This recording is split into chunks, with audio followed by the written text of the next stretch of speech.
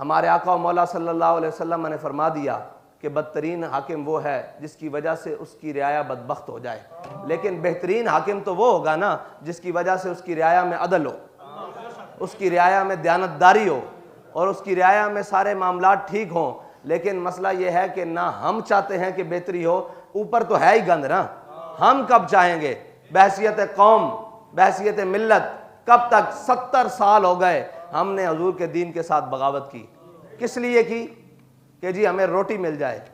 किस लिए की जी? हमें जनाब तरक्की मिल जाए। किस लिए की जी? हमारी रोटी ठीक हो जाए, हमारे कारोबार ठीक हो जाए। 70 साल से क्या एक भी चीज तुम्हारे पास रही?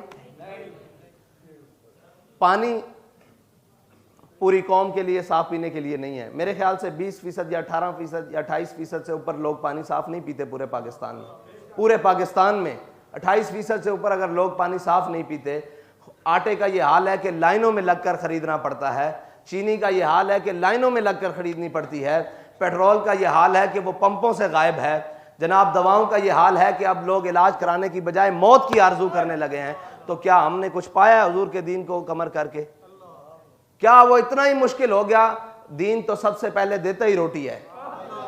वो पहले माशी मसाइल हल करता है। हाँ, आजमाता जरूर है, पक्की खजूरें लगी हो तो गज़वा तबूक की तरफ ले जाता है, आजमाता जरूर है, लेकिन उसके बदले में फिर 2 सुपर पावरों की ताकतें और दौलतें कदमों में रख देता है। आजमाता जरूर है लेकिन इतना नहीं।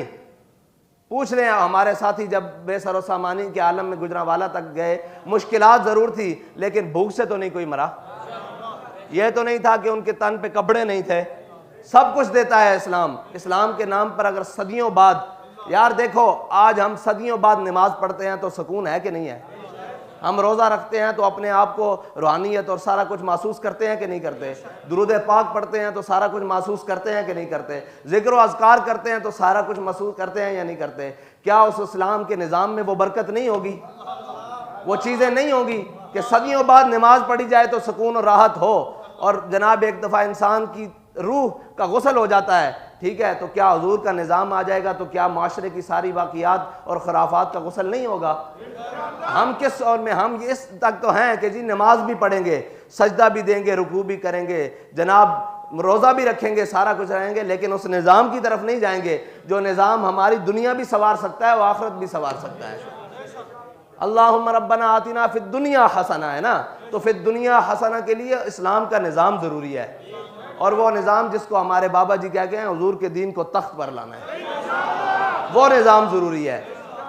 उसके बगैर तो हम माशरे में जो मर्जी करते रहें। देखे जी हम हाकिम नहीं हैं, बिल्कुल हम हाकिम नहीं हैं, लेकिन जब से हम पर बाबा जी जिम्मेदारी डाल के गए हैं तो सोच तो आती है, बातें तो आती हैं कि हज़रत उमर रज़ी अल्लाह ताला अन्हु अपने दौरे खिलाफत में जब आपके सामने वो एक देहाती आया तो उसने देखा आप घी के साथ खाना खा रहे थे तो उसने फ़ौरन जल्दी जल्दी खाना शुरू किया। तो हज़रत उमर ने फरमाया तुमने कभी घी नहीं देखा? उसने कहा जी बड़ी देर हो गई, कभी नहीं, अब बहुत मुद्दत बाद खाया है। तो हज़रत उमर ने हटा दिया। फिर आपने जैतून के साथ खाना खाना शुरू कर दिया, तो जब पेट से आवाज़ें आईं, साफ ज़ाहिर है, तो हज़रत उमर ने फरमाया तू जो मर्जी आवाज़ें निकाल, जब तक मेरी रियाया के हर फ़र्द को देसी घी मुयसर नहीं हो सकता उमर देसी घी नहीं खाएगा। देखे जी हम हज़रत उमर तो नहीं हैं, लेकिन ये बातें तो आती हैं कि जब हम भी कोई निवाला लेने लगते हैं, जिम्मेदार है ना, कोई निवाला लेने लगते हैं तो सोच आती है क्या हमारी कौम और हमारे जनाब रहने वाले साथियों को क्या ये खाना मुयसर है? तो वो खाना यहाँ ज़रूर अटकता है एक मरतबा। क्या जिनको मुंतखब कर कर आप इस कौम की सबसे बड़ी जिम्मेदारी लेकर आए हो, क्या उनके माथे पर भी शिकन है? अगर ज़मीर जिंदा हो तो एक सांस लेना भी मुश्किल है, और अगर मर जाए तो फिर तो जो मर्जी होता रहे ना। अगर जिंदा हो तो देखें हमारी बातें और हमारी चीज़ें तो वो नहीं हसीयत रखती ना जो उनके घर की गवाही है कि हमने कर्ज़ों के एवज़ वो कुछ हमसे लिखवा लिया गया है कि जिसके बाद हमारा बचा कुछ नहीं है। यार क्यों नहीं बचा? तुमने क्या किया? वो कर्ज़े गए किधर? वो कर्ज़े लाखों लीटर यौमिया तुम्हारे प्रोटोकॉलों में खर्च हो गए और किधर गए? इकबाल कहता है ना, बेकारियों रियानियों में खारियों अफलास, क्या कम है फरंगी मदनियत के फतूहात, ये इल्म ये हिकमत ये तदब्बुर ये हुकूमत, पीते हैं लहू देते हैं तालीम मुसावात। अच्छा वो जो हमारा सारा दिन और 5 साल से 10 साल से कोई 50 साल से कोई 30 साल से जिन्होंने पूरी कौम का लहू पिया है, वो रात को आकर जनाब वो टॉक शोज़ में भाषण दे रहे होते हैं कि मईशत ऐसे ठीक हो सकती है।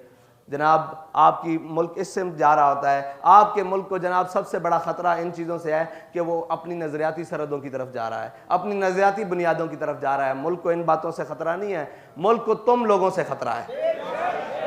वो वज़ीर आज़म हो, वो वज़ीर आला हो, वो कोई भी हो, तुम इन सब से ख़तरा है मुल्क को, क्योंकि तुमने मुल्क को लूट कर खाया है। और शाम को तुम ही कौम को आके भाषण देते हो कि ये कर लेंगे।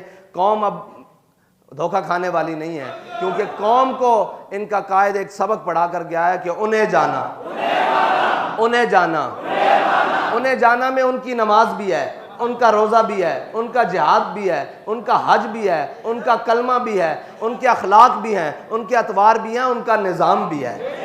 उन्हें जाना, उन्हें जाना, ना रखा गैर से काम।